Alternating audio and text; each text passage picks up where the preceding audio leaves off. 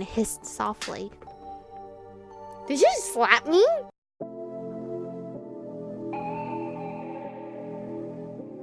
We're born in the moonlight. Ain't no fan to say. Can't breathe in sunlight. Hello, Aromas. This is Aromie here. Welcome back to Changeling. We're here. We got a text message from Mom that says that we need to come home now. So, what's up? Don't want to worry you. Grandpa's in the hospital. Not life-threatening. Sending him to bigger hospital. Dad and I are leaving. Maybe gone a few days. On my way. Okay, I figured. What's wrong? It's Grandpa. He's in the hospital. I need to go home. I'll take you straight there. Glad we had time to get some of this, sort of. I don't know.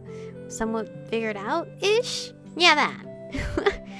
I barely remembered the ride home. By the time I got there, Mom and Dad were already on the way out. They said a quick goodbye, left us money for emergencies, and were driving off a few seconds later, leaving me and Spencer alone.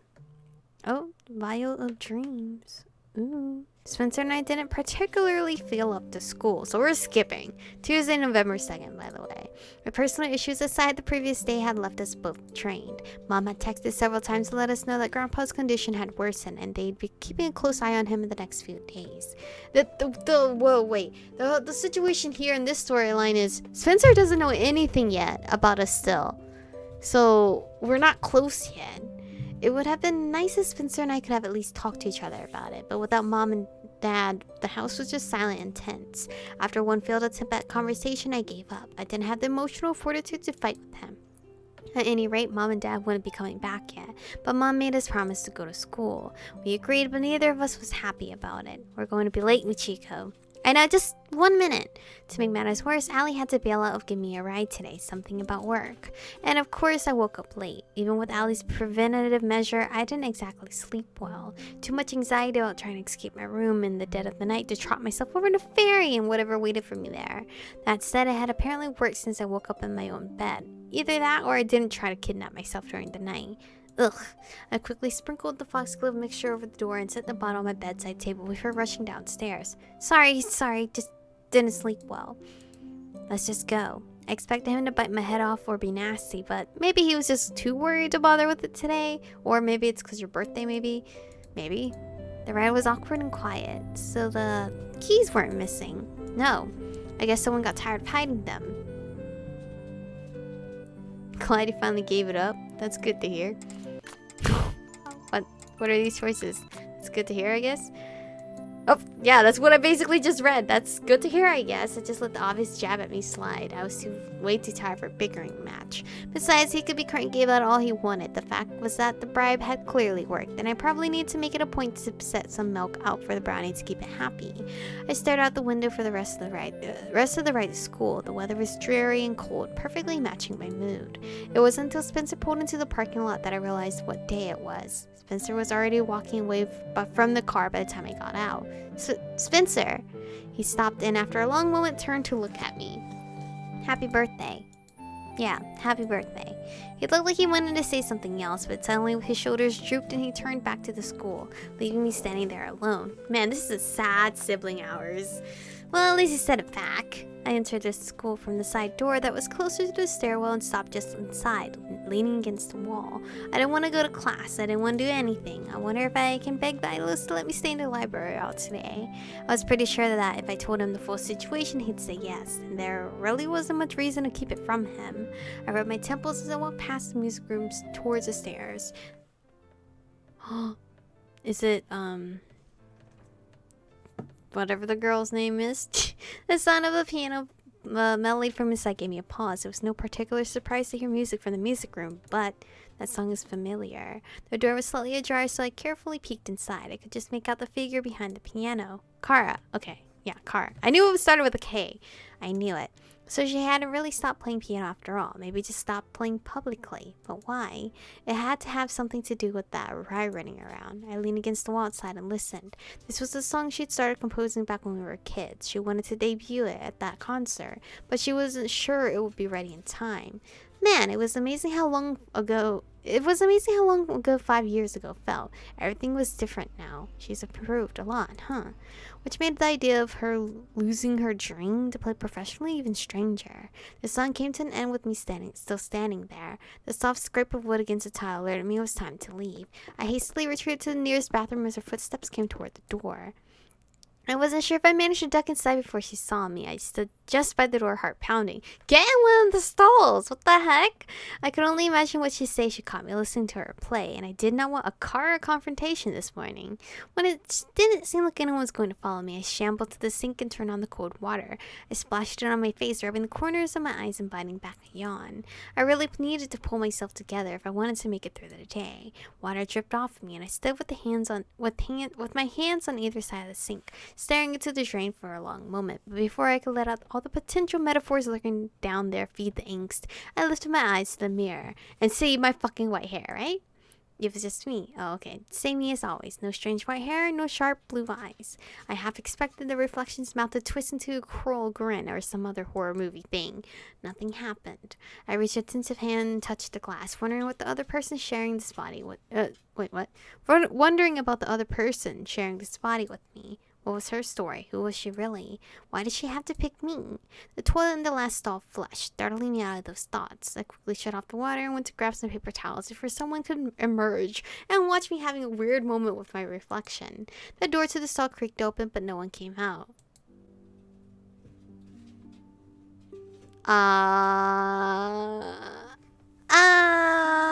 What's going on? I kept an eye on it through the mirror. There was no shadow nor any other indication that there was anyone actually in there. A ghost. Toilet ghost. A truly sad existence to be sure, but I was so not in the mood to play with some stray poltergeist this morning. There was a scrape and what sounded like soft flapping of bare feet against the tile. I'm not down for this. A swirl of dark mist curled its way out of the open door. Time to go! I backed toward the exit, keeping an eye on the stall. A pale, gangly limb slipped out. Ew! I instantly recognized that creepy arm. Oh! The door was in arm's reach, but before I could set my hand on it, it started to swing inward. Someone was coming in. Now? Of course they are. I'm not holding the door! Flee and take the person with me. I had to get out of there. I'd end up hurt again. I caused trouble for everyone again. The only option was to get away and get help. I scrambled backwards towards the door and burst out into the hall. I ran headlong to someone and grabbed their arm, pulling them away from the bathroom. What are you doing? I'm saving you. Ugh. I had expected it to be her, of course, but it was still annoying. There was no time to argue. I dragged Kara down the hall without giving an answer. Let go of me! Shut up and run! Kara tried to wrench her arm away, but I didn't stop until we reached the stairwell. I stopped at the bottom of the stairs, not the bathroom. At the bottom of the stairs, panting slightly as I craned my neck to see if we were being followed. Kara yanked her arm out of my grasp and rubbed her wrist. What is the matter with you? Why are you always acting like such a freak? Wow, rude. It was so fucking rude. Tradition? What does that even mean? And why were you spying on me? Do you think I wouldn't notice? I wasn't spying. I heard someone playing as I passed by. I saw it was you and I left since I knew you'd act like I just ate your puppy if you saw me. She glared at me and I just looked back, trying to steady my nerves. You're so creepy these days. I'm not creepy. And here I was thinking I'd like to tell you how much you've improved. Kara didn't seem to expect that. She seemed momentarily flustered before going back to being sullen. I haven't improved at all. You have, though. I haven't played in front of a single audience since that night. Allie had told me that. But why not? Your playing is... I can't. I was startled by the sudden rise in her tune. She suddenly advanced on me. I took a step back, stumbling over the step behind me.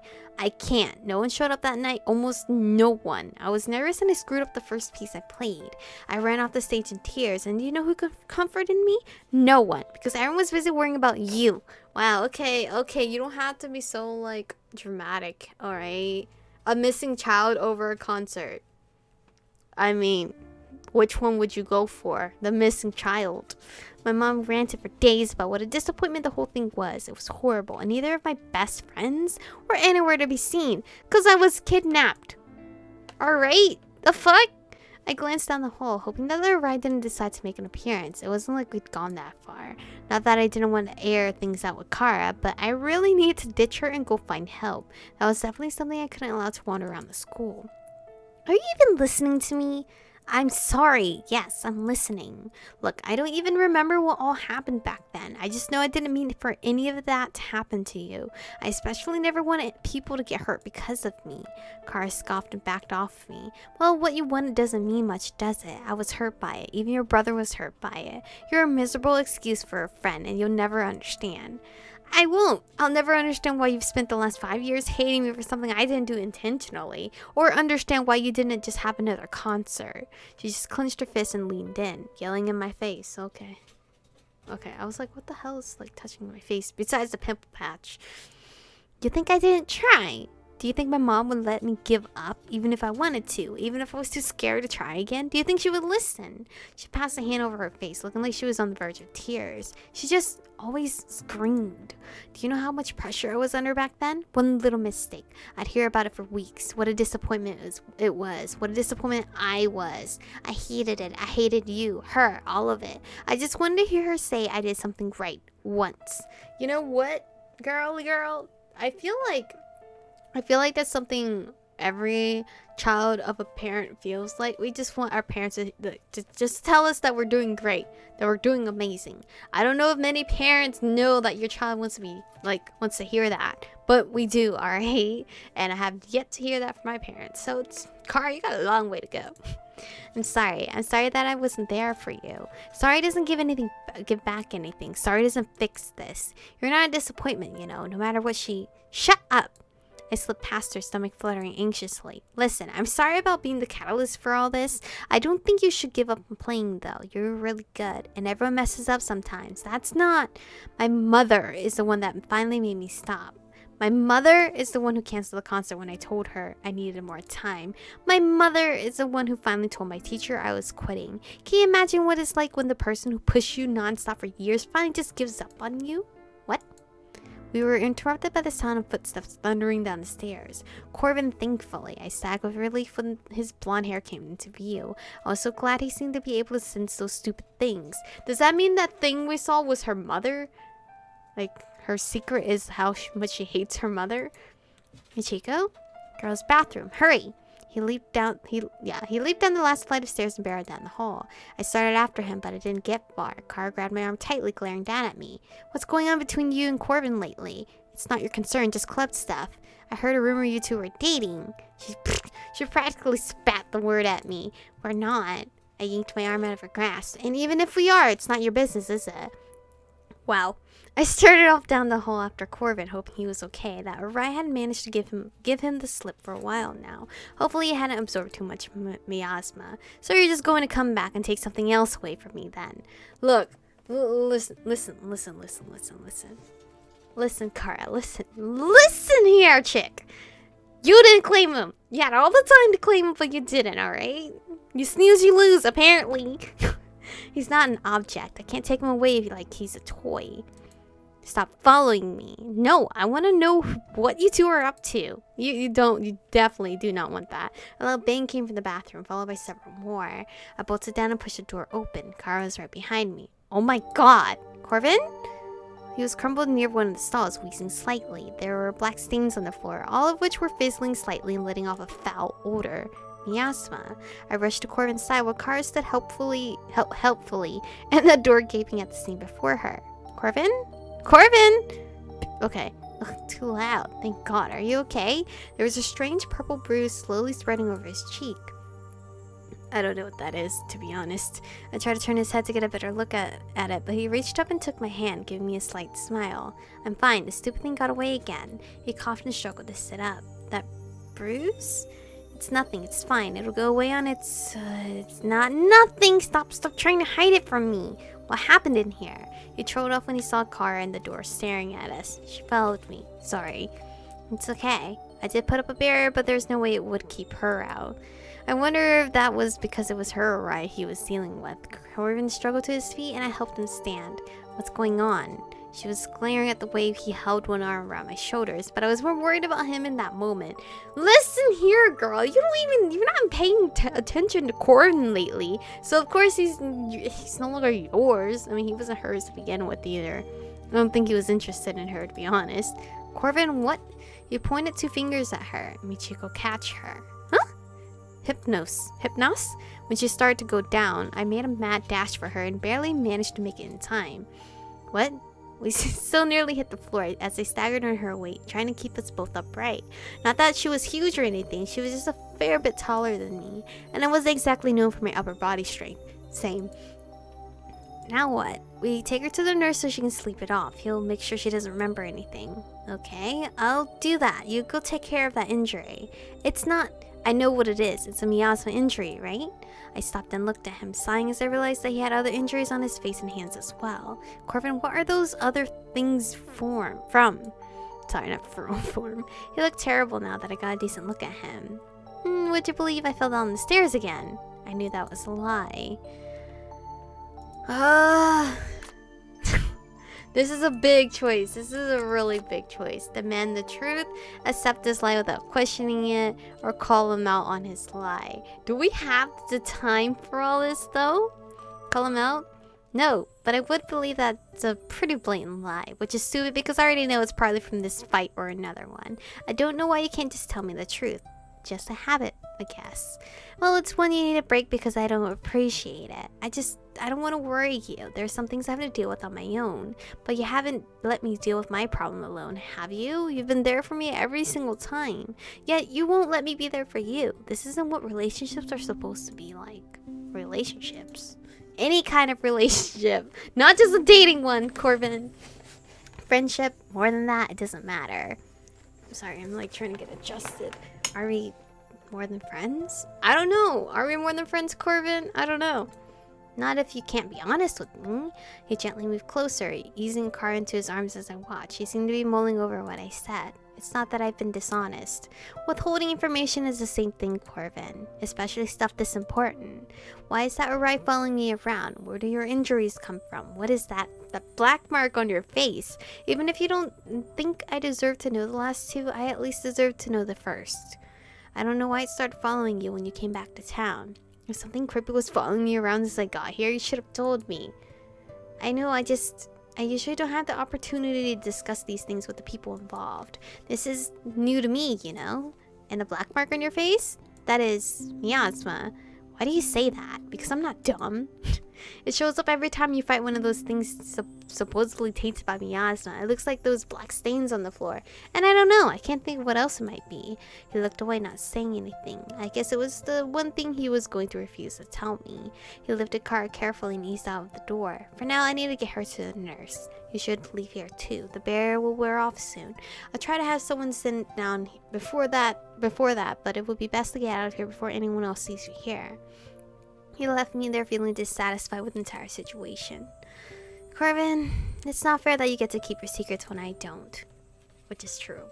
I'm gonna stick with that choice. Maybe it wasn't quite this time for revelations, but he could at least act like he was going to explain everything to me at some point. He clearly had no intentions of telling me everything, and that's what was upsetting. That's Corvin for you. There was still a little time before the first spell, so I found my way up to the club room. It was fairly crowded for a Tuesday morning. Several of the others were there, but I was mostly relieved to find the one person I really needed to talk to. I was a little suspicious since, frankly, I didn't usually see her in the mornings. It saved me a trip around the school looking for her, but I couldn't help but wonder if she'd been waiting for me. I loitered in the door, unsure what to do next. But even with her right there, I curled in one of the wingback chairs. I wasn't sure how to approach her and ply her for information. Maybe I should have brought some kitty treats or a ball of yarn. Our eyes met and her lips immediately curved into a smile. She definitely knows I'm looking for her. There is no use in being coy about this. I went straight to her and sat on the edge of the coffee table. I need to talk to you. So now you're going to be badgering me about that too. I wasn't planning on badgering, but I take it that means you know what I'm going to ask.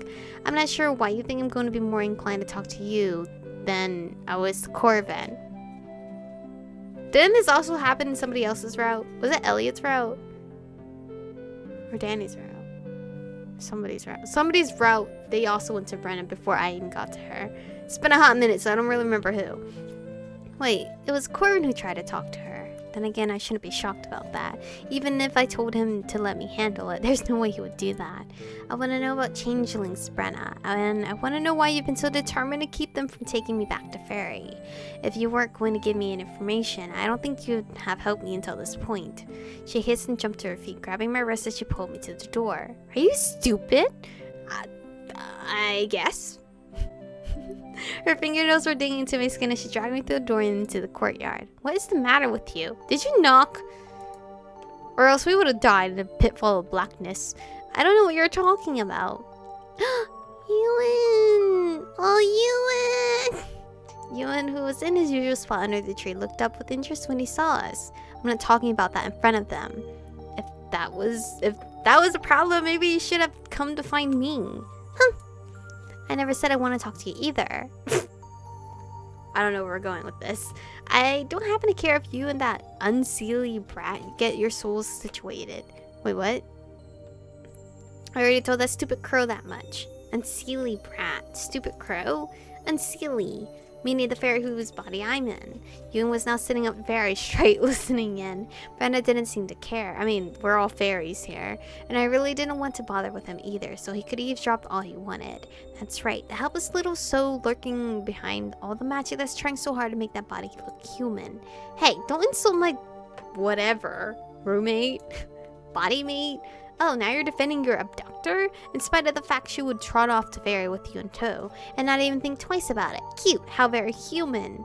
I'm just interested in getting my body back and breaking this stupid contract. I'm not interested in getting involved in your little fairy dramas, given that you've helped me already.